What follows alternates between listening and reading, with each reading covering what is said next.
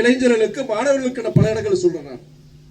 என்னை தேடி வந்து ஒரு உறவுகள் வீட்டுக்கு போகும்போது கூட பசங்கிட்ட சொல்லும்போது என்ன சொல்லுவேன், உனக்கு என்ன பிடிச்சிருக்கோ, என்ன நீ உனக்கு எது பிடிக்கும், கணிதம் பிடிக்குமா, இல்ல உனக்கு சயின்ஸ் பிடிக்குமா, இல்ல வரலாறு ஹிஸ்டரி பிடிக்குமா, எது உனக்கு பிடிக்கும், அப்ப எது பிடிக்குதோ அதுக்கு ஏற்றாப்புல நீ படி, நீ கல்லூரியா அதுக்கு ஏற்றாப்புல இது பண்ணிக்கோ. அதே நேரத்தில் எது படிச்ச என்ன வேலை கிடைக்கும், அந்த வேலை உனக்கு உகந்ததா, அதை எல்லாம் பார்த்துட்டு ஒரு நீ வழிபாதையை நீயே தேடிக்கொண்டு சொல்லுவேன்.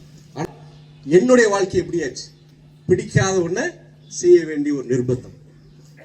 அதாவது பிடிச்சத ஒண்ணு செய்யும் பொழுது எத்தனை இடர்பாடுகள் எத்தனை சங்கடங்கள் வரும்போது அதை தாண்டி போற அந்த உத்வேகம் இருக்கும். பரவாயில்ல, அந்த இலக்கை அடைஞ்சிடலாம், அதை அடைஞ்சா நம்ம இது நம்ம சாதிச்சலாங்கிற உறுதி இருக்கும். ஆனா பிடிக்காத ஒண்ணு செய்யும் பொழுது சிறிய ஒரு இது கூட தடை கூட பெரியதா இருக்கும். செய்ய ரொம்ப கஷ்டம். நான் அதை நடைமுறையில் அனுபவிச்சுட்டு இருக்கிறேன். ஆனால் எனக்கு அந்த உத்வேகம் என்ன கொடுக்குது தெரியுமா? எது எனக்கு உத்வேகத்தை கொடுக்குது, ஒரு உந்துதல் சக்தி என்னது அது? இந்த மாதிரி கஷ்டப்படுறவங்களுக்கு உதவி செஞ்சு கண்ணீரும் கம்பளையுமாக எனக்கு உதவி கேட்டு வரும் பொழுது அதை நான் நிறைவேற்றி அவங்களுக்கு அந்த உதவியை செஞ்சு அந்த குடும்பங்கள் வந்து நன்றி சொல்றாங்க. பாத்தீங்களா, அது 1000 மடங்கு எனக்கு அந்த உத்வேகத்தை அது கொடுக்குது. வேற எதுவும் கிடையாது.